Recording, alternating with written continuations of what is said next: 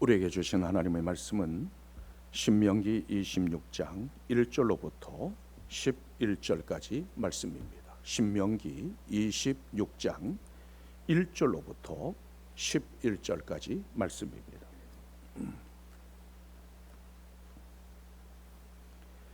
내 하나님 여호와께서 내게 기업으로 주어 차지하게 하실 땅에 내가 들어가서 거기에 거주할 때에 내 하나님 여호와께서 내게 주신 땅에서 그 토지의 모든 소산의 만물을 거둔 후에 그것을 가져다가 광주리에 담고 내 하나님 여호와께서 그의 이름을 두시려고 택하신 곳으로 그것을 가지고 가서 그때의 제사장에게 나아가 그에게 이르기를 내가 오늘 당신의 하나님 여호와께 아뢰나이다.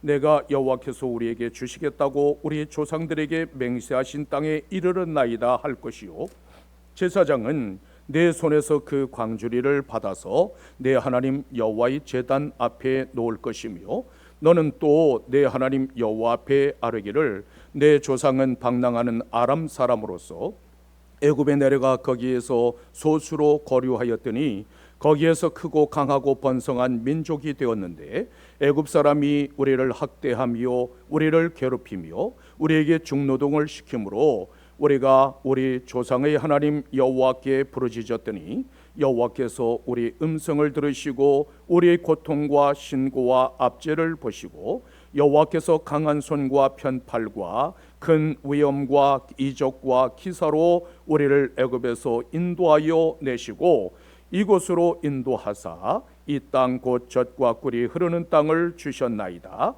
여호와여, 이제 내가 주께서 내게 주신 토지 소산의 만물을 가져왔나이다 하고 너는 그것을 내 하나님 여호와 앞에 두고 내 하나님 여호와 앞에 경배할 것이며 내 하나님 여호와께서 너와 내 집에 주신 모든 복으로 말미암아 너는 레인과 너희 가운데 거류하는 객과 함께 즐거워할지어다.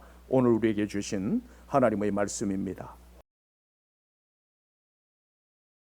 어느 날 성 프란시스의 제자가 환상 중에 하늘나라에 올라가서 많은 보좌를 보았답니다. 그중 한 보좌가 눈에 띄게 높은 것을 보고 저 보좌는 누구의 것이냐고 물었습니다.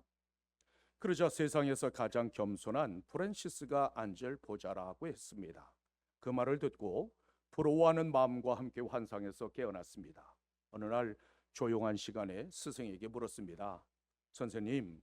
선생님께서는 스스로 어떤 분이라고 생각하십니까? 그러자 프란시스는 세상에서 가장 악한 사람이라고 생각하지, 이렇게 말했습니다. 그 말을 들은 제자는 기회를 놓치지 않고 말했습니다. 선생님, 그렇게 말씀하시는 것은 위선이고 거짓말 같습니다. 많은 사람이 선생님을 성자라고 부르는데 악하다고 하시면 살인자들이나 거짓 증거하는 자들은 어찌하겠습니까? 그러자 성 프란시스는 빙그레 웃으면서 그건 자네가 나를 몰라서 그래. 만약 내가 하나님께 받은 은혜를 다른 사람이 받았다면 그보다 몇 배는 훌륭한 사람이 되었을 걸세, 이렇게 말했답니다. 그 제자는 그때서야 스승을 제대로 알아보았다고 합니다.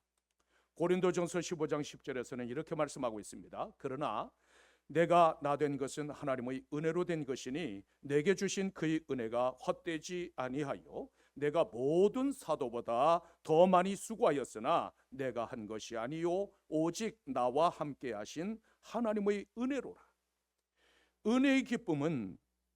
인생의 기쁨은 하나님의 은혜를 누리며 살아가는 데 있습니다. 은혜 없는 삶은 생수의 근원으로부터 단절된 터진 웅덩이와 같습니다. 여러분들은 지금까지 받은 은혜에 감사하십니까? 돌아보면 하나님께서 지금까지 우리를 지켜주셨고 인도해 주셨으며 창고를 풍성하고 넉넉하게 채워주셨습니다. 우리에게 말로 다 할 수 없는 크신 은혜를 베풀어 주셨기에 그 크신 은혜를 기억하고 감사해야 합니다. 본문 2절에서는 이렇게 말씀하고 있습니다. 내 하나님 여호와께서 내게 주신 땅에서 그 토지의 모든 소살의 만물을 거둔 후에 그것을 가져다가 광주리에 담고 내 하나님 여호와께서 그의 이름을 두시려고 택하신 곳으로 그것을 가지고 가라. 가나안 땅에서 수확한 첫 소산물을 하나님께 바치되 은혜에 대한 감사의 고백과 함께 드리라는 말씀입니다. 하나님께서 만물을 가져오게 하신 이유는 무엇일까요? 텅 빈 창고를 보시고 채우기를 원하셨을까요? 아니면 이 땅에서 나는 양식이 필요하셨기 때문일까요? 하나님은 어떤 부족한 것 때문에 사람의 손으로 섬김을 받아야 하는 그런 분이 아닙니다.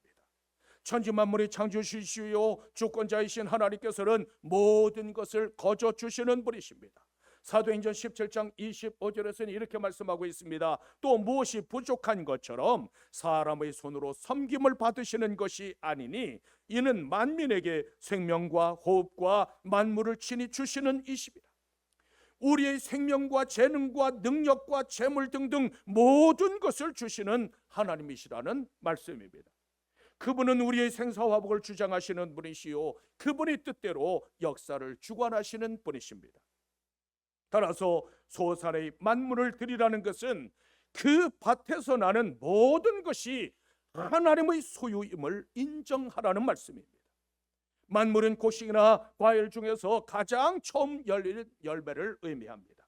이처럼 처음 익은 열매는 가장 귀하고 좋은 것을 의미할 뿐만 아니라 그 모든 소산물을 대표하기도 합니다. 따라서 만물을 드리는 것은 내 수고로움으로 얻은 것이 아니라 하나님께서 주신 것이요 이 모든 것이 하나님께 속한 것이라는 신앙 고백이기도 합니다.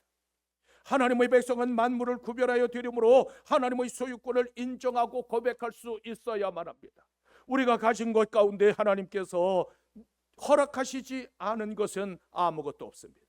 풀 한 포기, 꽃 한 송이도 하나님께서 주셔야만 얻을 수 있습니다.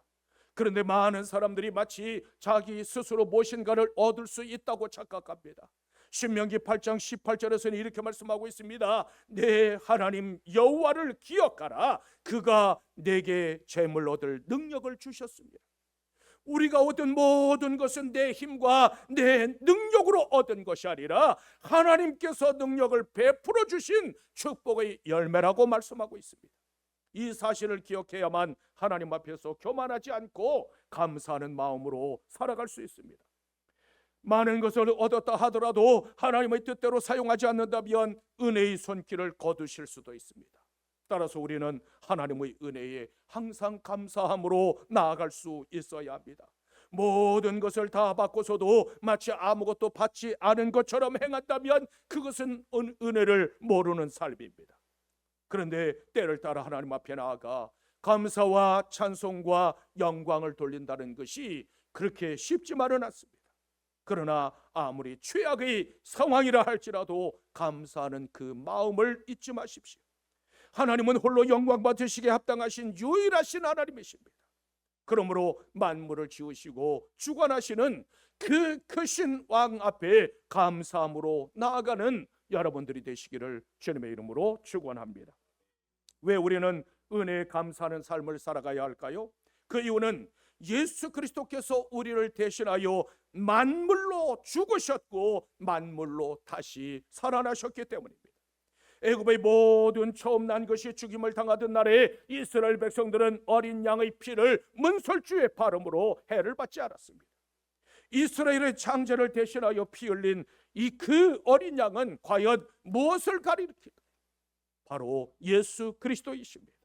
그리스도께서는 우리를 구원하시려고 십자가에 달려 죽으셨고 사흘 만에 다시 살아나셨습니다. 고린도전서 15장 20절에서는 이렇게 말씀하고 있습니다. 그러나 이제 그리스도께서 죽은 자 가운데서 다시 살아나사 잠자는 자들의 첫 열매가 되셨도다.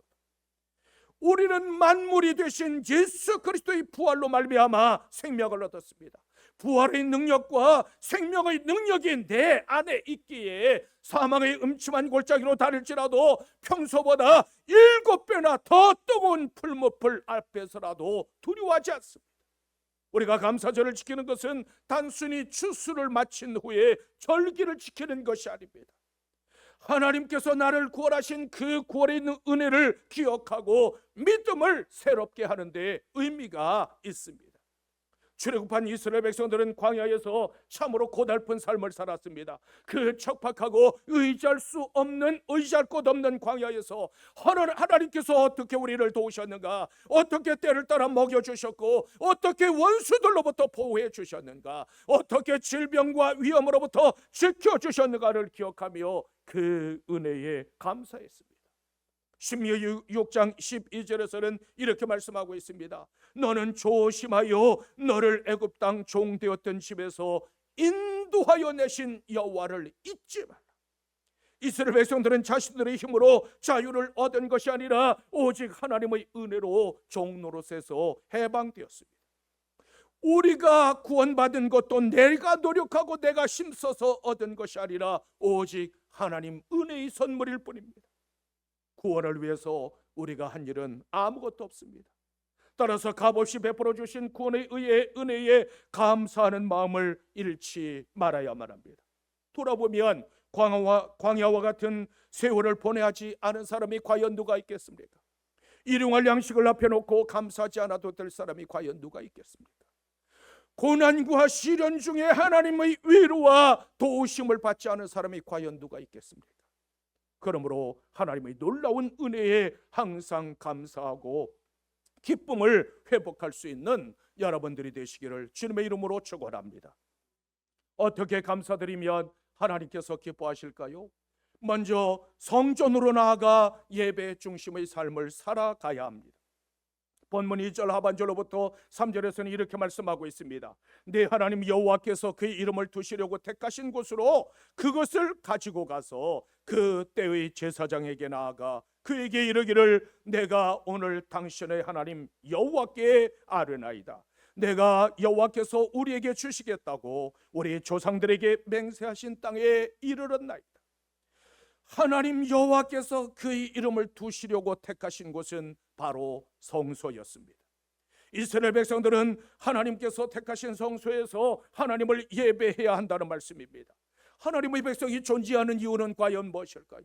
하나님의 백성은 오직 예배를 위해서 존재합니다.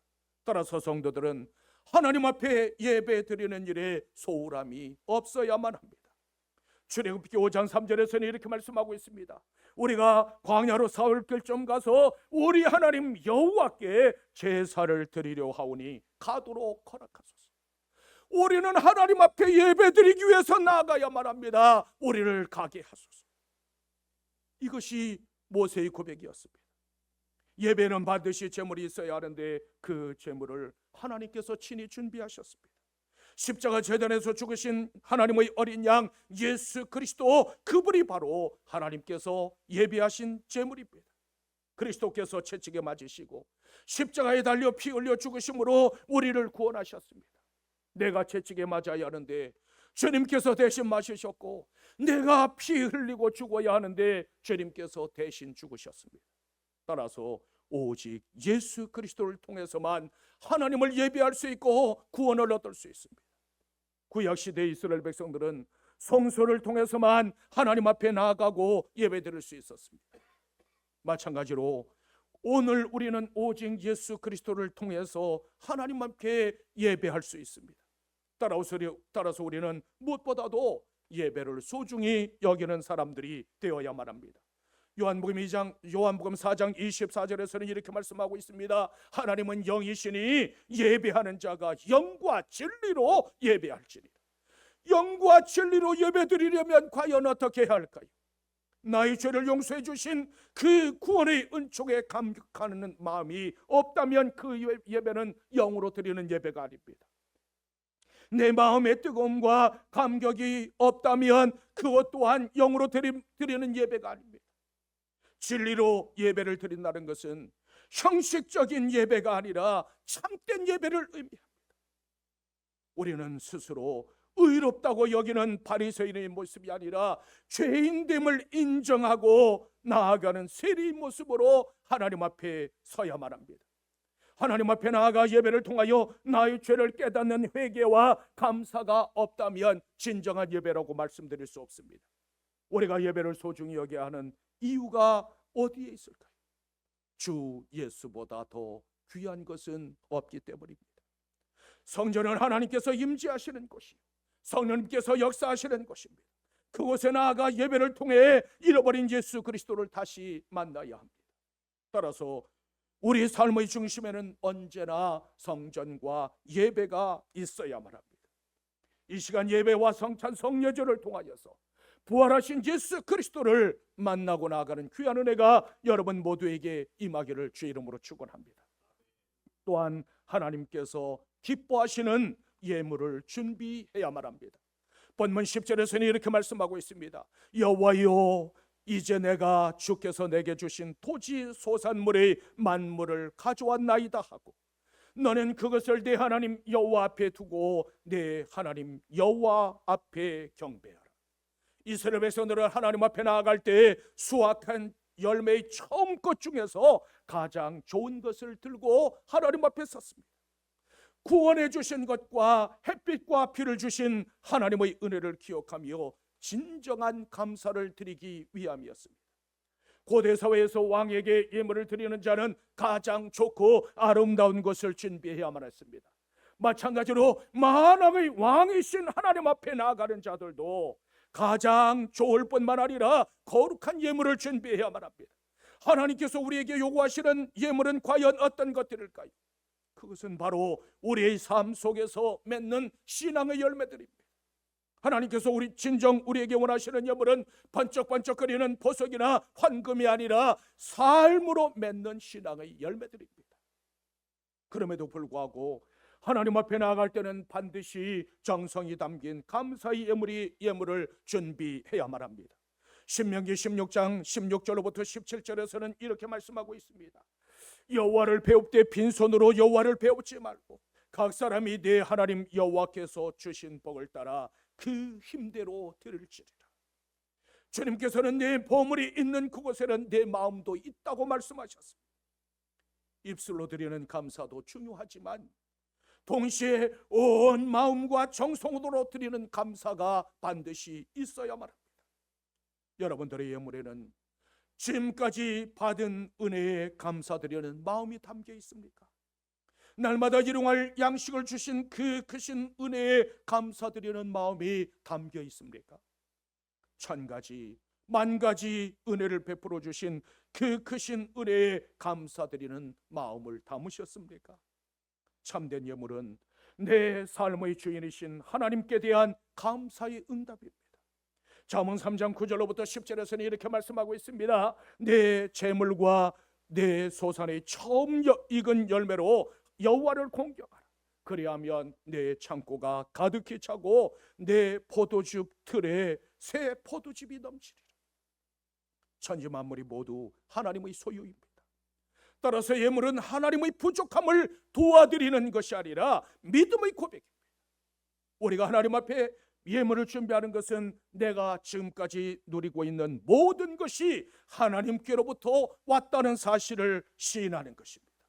그뿐만 아니라 하나님을 향한 최고의 사랑과 최고의 공경은 하나님으로부터 최고의 기쁨과 최고의 축복으로 보상받게 됩니다. 우리가 하나님을 사랑하면 하나님께서도 우리를 사랑하십니다. 우리가 하나님을 신뢰하면 하나님께서도 나를 신뢰하십니다. 내가 하나님을 영화롭게 하면 하나님께서 나를 영화롭게 하신다는 사실을 잊지 마십시오. 아브라함은 이삭을 번제로 드리라는 하나님의 말씀에 순종했을 때 번성의 복과 복의 근원이 되는 축복을 받았습니다. 여러분들에게 가장 소중하고 가장 아끼는 것이 있다면 그것이 무엇입니까? 만약 그것을 나에게 가져오라고 말씀하시면 여러분들은 어떻게 하시겠습니까? 감사할 것이 없다고 말하기 전에 얼마나 많은 하나님의 은혜와 축복이 나에게 있었는가를 먼저 헤아려 보십시오. 받은 바 은혜를 잊지 말고 진정한 감사와 기쁨으로 가장 좋은 예물을 드릴 수 있는 여러분들이 되십시오. 온 마음과 뜻과 힘을 다함으로 하나님을 영화롭게 해드릴 수 있는 여러분들이 되시기를 주님의 이름으로 축원합니다. 또한 우리는 함께 즐거워하며 나누는 삶을 살아가야만 합니다. 본문 11절에서는 이렇게 말씀하고 있습니다. 내 하나님 여호와께서 너와 내 집에 주신 모든 복으로 말미암아 너는 레인과 너희 가운데에 거류하는 객과 함께 즐거워할지리라.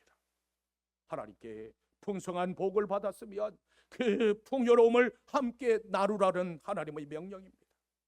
하나님의 일을 맡은 하나님의 종들이나 남의 땅에 거류하는 나그네는 자기 소유가 없습니다. 따라서 모든 사람들이 풍요로 말미암아 기뻐하고 즐거워할 때 그들은 한 귀퉁에서 눈물을 흘릴 수 있다는 사실을 기억하십시오. 풍성한 축복을 베푸신 하나님께서는 하나님의 종들과 나그네들을 외면하지 말고 함께 즐거워하고 그들을 돌보라고 명령하셨습니다. 이것은 이스라엘 백성들만의 의무가 아니라 그리스도를 주로 섬기는 모든 성도들의 의무입니다. 왜냐하면 내가 가진 모든 것은 내 힘과 내 능력으로 얻은 것이 아니라 하나님께로부터 거저 받은 것이기 때문입니다. 따라서 하나님께서는 하나님의 종들과 나그네들과 함께 즐거워하라고 명령하고 있습니다. 로마서 12장 15절에서는 이렇게 말씀하고 있습니다. 즐거워하는 자들과 함께 즐거워하고 우는 자들과 함께 울라. 다른 사람의 입장에서 그 사람을 이해하려고 애쓰는 것이 성도들의 진정한 자세라는 말씀입니다. 그리스도인은 즐거워하는 자들과는 함께 즐거워하고 우는 자들과는 함께 울며 슬퍼할 수 있는 사람들입니다. 그런데 함께 즐거워하는 것이 말처럼 그렇게 쉽지 않습니다. 왜 가인이 자기 동생 아벨을 돌로 쳐 죽였을까요? 왜 요셉의 형들이 동생을 종으로 팔아버렸을까요? 그 이유는 인간의 부패한 본성 때문입니다. 마태복음 11장 17절에서 이렇게 말씀하고 있습니다. 우리가 너희를 향하여 피리를 불어도 너희가 춤추지 않고 우리가 슬피 울어도 너희가 가슴을 치지 아니하였도다 함과 같다. 이웃에게 좋은 일이 생겨서 기쁜 마음으로 피리를 불면 함께 즐거워하고 함께 춤을 추면 얼마나 좋겠습니까? 이웃에게 슬픈 일이 생겨서 슬피 울며 통곡할 때 함께 통곡하며 울면 얼마나 아름다운 모습일까요? 그런데 그렇게 하지 못한다는 말씀입니다. 어쩌면 우리가 사는 이 세대는 이웃의 고통과 아픔을 보면서도 눈물이 메마른 세대가 아닐까요? 이웃과 함께 즐거워할 줄 모르는 무감각한 세대가 아닐까요? 가장 무서운 것은 하나님의 그 놀라운 은혜를 입었음에도 불구하고 감사할 줄 모르는 무감각함에 있습니다. 하지만 누군가와 함께 즐거워할 때 바로 거기에 감동이 있고 그곳에 화평과 구원이 임합니다. 하나님께서는 언제나 가난한 자, 병든 자, 소외된 자들을 외면하지 않으셨습니다. 오히려 우리 주님께서는 가난한 자, 병든 자, 소외된 자, 죄인들의 친구가 되어 주셨습니다. 하나님께서는 추수의 그 즐거움과 풍요로움을 하나님의 종들과 나그네들과 함께 즐거워하며 나누기를 원하셨습니다. 요즘은 더불어 즐거워하는 가치와 사람에 대한 감사를 잃어버리고 살아갑니다. 사람의 은혜를 모르는데 어떻게 보이지 않는 하나님의 은혜에 감사할 수 있겠습니까? 우리가 누군가와 함께 즐거워하려면 내가 먼저 손을 내밀어야 합니다. 내가 먼저 손해보고 내가 먼저 이해할 수 있어야만 합니다. 이것이 함께 즐거워하고 나누는 아름다운 삶의 비밀입니다. 이 비밀을 소유하고 나아갈 수 있는 여러분들이 되시기를 주님의 이름으로 축원합니다. 두 천사가 각각 바구니를 하나씩 들고 이 땅에 내려왔답니다. 한 천사는 소원의 기도를 바구니에 담았고 또 다른 천사는 찬송과 감사의 기도를 바구니에 담았습니다. 소원을 담은 천사의 바구니는 세상을 다 돌지 않았음에도 불구하고 이미 다 차버렸습니다. 반면에 찬송과 감사를 담은 천사의 바구니는 이 온 땅을 다 뒤지고 다 돌았지만 아직 텅 비어 있었답니다. 출애굽한 이스라엘 백성들이 하나님을 경외하고 섬기는 삶에서 실패한 결정적인 이유는 과연 무엇일까요?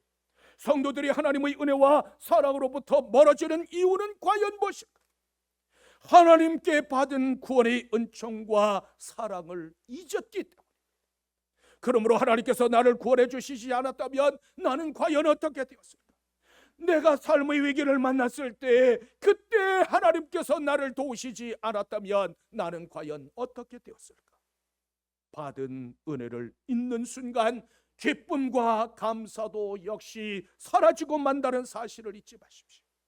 그러므로 그때의 일들을 돌아보며 하나님의 은혜와 사랑을 기억할 수 있는 여러분들이 되십시오. 기쁜 날이나 창고에 곡식이 가득 잘 넘칠 때는 누구나 감사할 수 있습니다. 장미꽃을 들었을 때도 누구나 다 감사할 수 있습니다. 그러나 이제는 가시를 들고서라도 감사할 수 있는 여러분들이 되십시오. 지금까지 여러분들을 괴롭혔던 흑암의 그림자가 무엇입니까? 그것이 무엇이든지 그 흑암의 그림자를 들고서라도 감사하기를 시도하십시오. 어떤 형편이나 어떤 상황에서도 하나님의 은혜와 사랑에 감사할 수 있는 여러분들이 되시기를 주님의 이름으로 축원합니다.